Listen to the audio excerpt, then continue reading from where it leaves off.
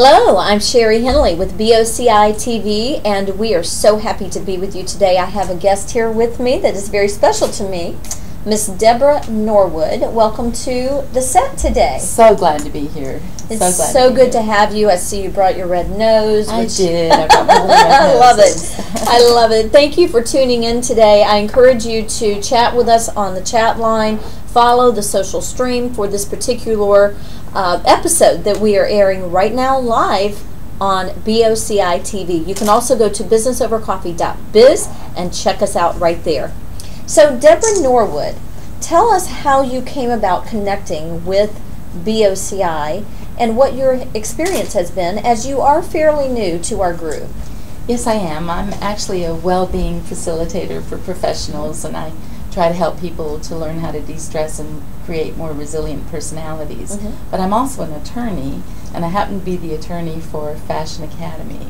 And Carolyn Bendel and I have been in business together for quite a while. So the one that taught me not to wear dangle earrings. Yes, she has a premier image consulting business, Fashion Academy and Your True Colors. And thanks to you, Sherry, and Business Over Coffee, Fashion Academy created Your True Colors Image Radio. Yes, and it's doing very well. And we're very happy that you have us on Image Radio. And of course, Carolyn, being the fantastic networker that she is, as you are, introduced me to the radio program, and we created a segment to combine the looking good and feeling good. She does all the looking good with the image consulting, and I do a lot of the feeling good side of it, which is de-stressing, learning how to laugh, learning how to cope with just the things that life deals, that throws at you. I love what you do. You recently spoke at Click and Connect, BOCI, Click and Connect, the networking event that we have that's both virtual and in-house for the viewers. And you really tag-teamed with Ed Horrell of the Kindness Revolution. Yes, that was a wonderful experience. I'm so grateful for that. I'm actually a certified laughter leader for the World Laughter Tour. And one of the things that I've learned through, I'm a mother of 4, but I've raised 7. I have experience with autism and anxiety with the teenagers that have lived in my home. I also have a mother who is 92 years old. Yes. And she has Alzheimer's, as well as the fact that I'm involved as a facilitator for an addiction recovery program. So I consider myself a semi-expert in the 3 A's, which is autism, Alzheimer's, and addiction. 4 A's, anxiety. Well, the anxiety is right up there. A person with autism actually has so many social cues that they miss in life. One of the examples that we use is the idea of having a cat. You've got a little kitten, you've got a little child, and the little kitten comes up, and the child who doesn't know about social cues whacks the cat. And the cat raises. Like our daughter. That's right. You know how they raise their hair and they'll raise their tail and they'll go shh, and the cat does this little thing and stand their ground. And any little child that understands a little bit about social cues kind of realizes, ooh, that's not a good idea. A child with autism may not catch those social cues, so the next time it sees the cat, whack, whack, whack, and at that point the cat slashes at them or hurts them, and the child still has not understood what's gone wrong.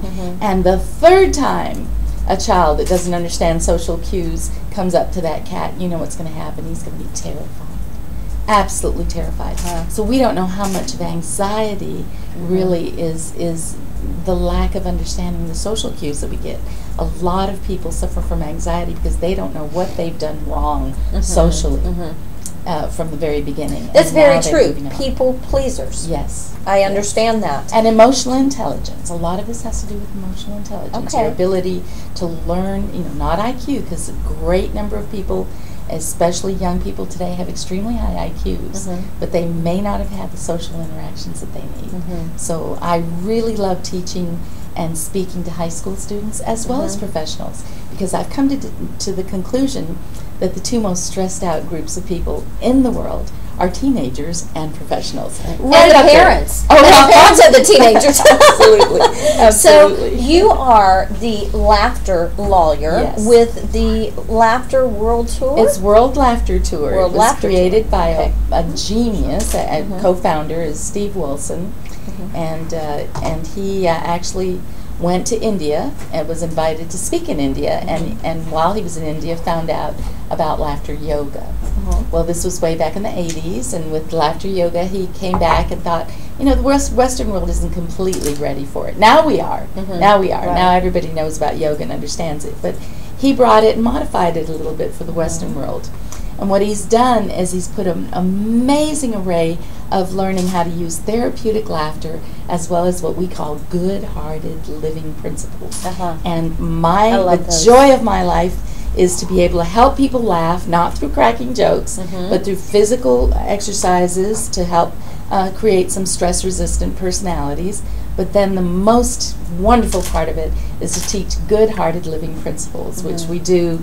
And these, I think, you know, you and I have discussed some of them. Yes, we have. In fact, and kindness. We went and did our kindness seminar. Yes, and Thursdays are for kindness. Yes, I love that. And today's Thursday, so spread kindness. Absolutely. Now, the one I really love is weekends are for chocolate, I believe. Yes. Well, is that correct? for your viewers, I'm going to go review the good-hearted living Yes, principles. please do. But we have our Mondays are for compliments, and what we're talking about here is mindfulness.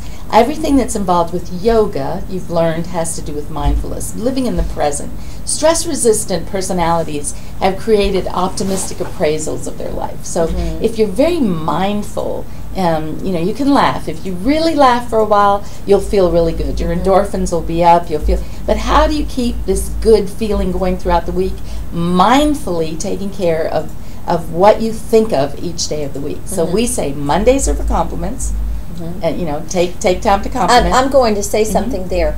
In my early 20s, I studied power talking with Tony Robbins. Yes. And one of the things that has stuck with me all these years, I'm not going to date myself, but my birthday is coming up, and I was born in '69, so do the math. But one of the things about compliments is power talking is not just thinking, you know what, I love that blue on Debra. That looks so nice. Power talking is verbalizing. Yes. And saying, Debra, you look beautiful today. That color really compliments you. Well, I would like to direct everyone to a wonderful website. It's arbinger.com, and it talks a lot about a way of being, how you express your way of being. Remember that there's two ways to give a compliment. You know, you can go up to someone and say, that's a nice dress you're wearing, you know, but you can have that little look in your eye. The soul knows. The soul knows when you really mean it. That's or you can say, you really look good in that dress. Totally different. It is. In fact, I've got to tell you a secret that, well, my mother always said, if you train your husband, and my husband is sitting here listening to this, but one time I mentioned to him in passing something I had learned, and he turned it around on me. And when he sees me in a new dress, or you know how you carry yourself differently anyway, or maybe I'm not feeling so great about how the dress looks on me, and he'll say, you make that dress look fabulous. Oh, wow. Whoa. We all need a husband like that. Send him over. So tell us, you're getting ready to host an actual event right here at Ridgeway Business Center in Memphis, Tennessee. And it's going to be tomorrow, which is November 2nd, 2012, for the viewers if you're watching after the fact.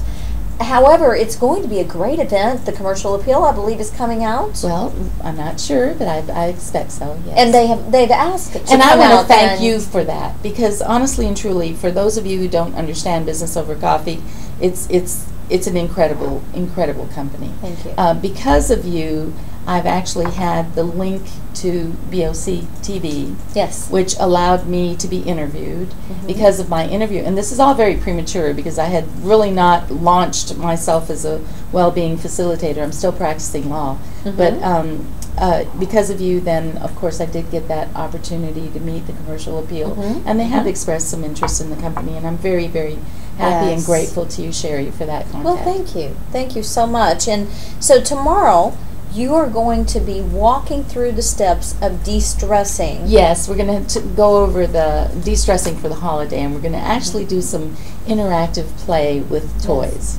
Okay, can you show us anything that you're going to be doing? I didn't bring any of the toys that I'm going to use tomorrow, Okay. but what I'm teaching people is to create a stress-resistant personality through, and then also reminding them about good-hearted living principles, which we haven't had a chance to talk about. But tomorrow is Friday, and we're going to be going over, Friday is for forgiveness, because forgiveness is a very another important part of a stress-resistant personality. Stress-resistant personalities really have psychological resilience, and what we're trying to help people do is to be resilient. So that's a great word, resilience. So what we find out in the holidays, of course, is that a lot of money is being spent, a lot of stress has been put upon us to look good and act good, and yet at the same time, you know, we're worried about money, we're worried about still keeping up the work, we're trying to keep up with the Joneses, and holidays actually bring upon a lot of people a tremendous amount of depression as well.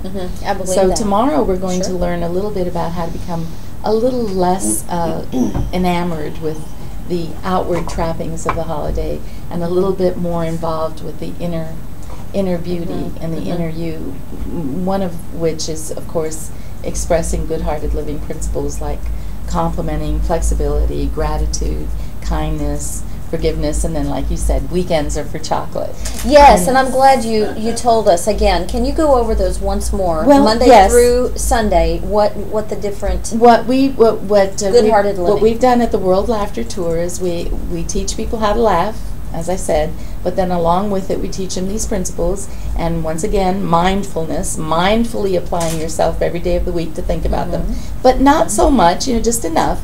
So on Mondays you think about complimenting, even if it's just one compliment, but genuine. It makes you feel good, and it makes others feel good. And you know, when you talk about being attractive, because you know, Carolyn does all the image stuff, but there's another part of you. You don't have to be, I think the beauty about Carolyn making people feel good about themselves is she's natural, and she allows them to be who they have to be. Yes, but that's true. When you attract people, you have a little internal magnet. That means they're drawn to you. People are never drawn to negativity. They're never drawn to negativity. So on the weekends are for chocolate, which is what you had mentioned. Yes. You know, we talk about looking at the little lighter side of life. And so, to remind us all that life happens. We have a picture on Facebook like this. Yes, we do. Life happens. Yes, absolutely. And if we don't retain that little childlike resiliency to the way things happen to us, we forget to laugh. You know, it's really sad.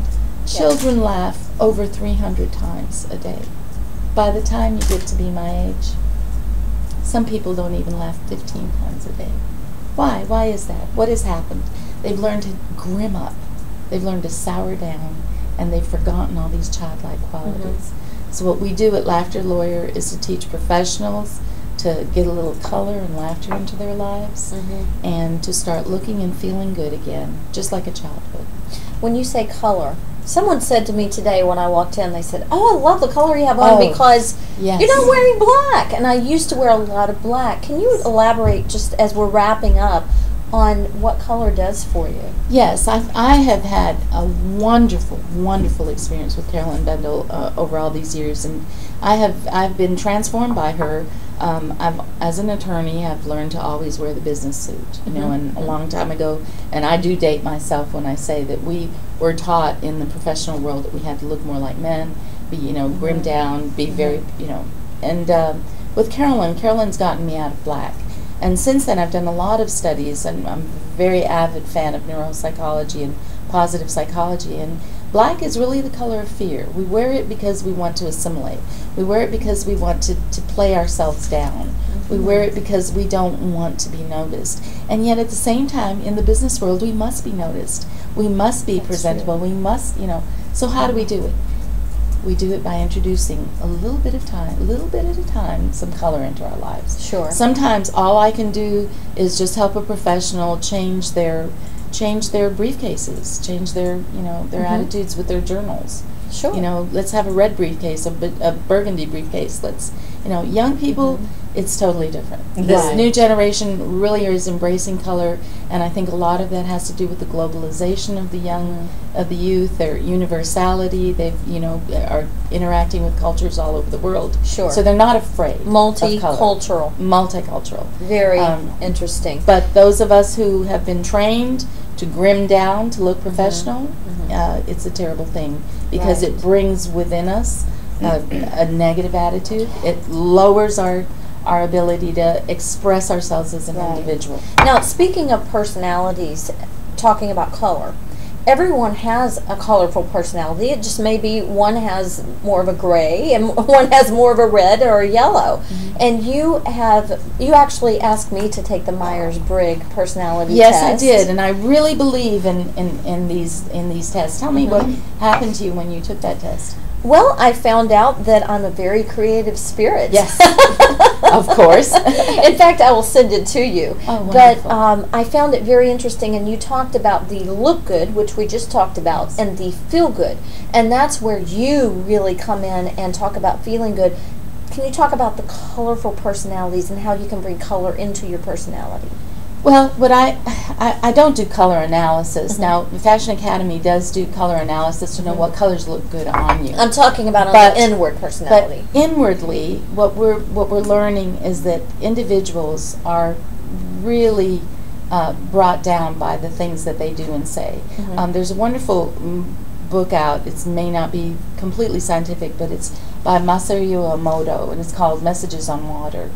A lot of us wear messages on our clothing. We wear, logos. We wear things, And Messages on Water teaches that if you crystallize water and you put a negative message on it, the crystals actually become deformed. They're really ugly. Our body is mostly water. The colors we wear, the messages that we're wearing on us also are expressing something. So I try to encourage people to be as neutral as possible with regards to what they're wearing, but as creative as possible, and let their inner color come out, let their inner beauty come out. The inner beauty, that is so key right there. Now, for those who are watching, would you talk to our viewers, give us a tip for today, with Thursday being for kindness, and also tell our viewers how to get in touch with you. Well, you can reach me at coloranddlaughter@yahoo.com, or if you'd like to know more about what I do, I'm at www.worldlaughtertour.com. If you click on Tennessee, you'll see my link. What you would like me to do is, as a tip for Thursdays Over Kindness, I think what I'd like to tell everyone is to be kind to yourself. Sometimes we talk about our culture, and we're really good about helping other people. We know that it's the right thing to do to show kindness to others. And especially nowadays with everything that's happening with the terrible storms out east, I think it's really necessary that we do express some kindness to those people who are suffering. Remember that we are very blessed in this area, and if you can find a way to express some kindness out to the people who are suffering out east, that's great. But more than anything, don't be your own worst enemy. Look at yourself as, I don't put religion, World Laughter Tour doesn't have, it's non-political, non-religious, non-ideological and non-perfectionistic, and everyone's welcome. But I would like to express my own personal view that we're all children of God. And as a child of God, we need to appreciate ourselves just a little bit more, and to not make ourselves our own worst enemy. So for today, be kind to others, but remember to be kind to yourself. I like that. Tell us once again, for those who are in the area that would like to come to the event tomorrow, what they can expect and what the time is, where the location so is. Delighted. I'm so grateful to Business Over Coffee for our link to Virginia. We did a presentation in Virginia from Ridgeway Center, has invited us here. There's going to be a special event for the tenants, and I think some people from Boyle. It's at 2 o'clock tomorrow. And this is open to the public as well? Open to the public as well. Okay. If you want to, this is a demonstration of therapeutic laughter. So we'll be having a laughter circle. We'll learn how to do our ho-ho-hos and our ha-ha-has. And we'll learn about what's called a Duquesne smile. Which is the genuine smile where your eyes and your mouth are actually sparkling together, because everybody wants to do the Facebook photo and they're smiling, but their eyes aren't smiling, and that's because there's something in their soul that isn't connecting So we're going to learn a little bit about what an authentic laugh and an authentic smile is tomorrow. So please come. Please tomorrow at 2 o'clock Central Standard Time in Memphis, Tennessee, 5865 Ridgeway Center Parkway, Suite 300 at Ridgeway Business Center. You can come and meet Debra Norwood, with the Laughter Lawyer.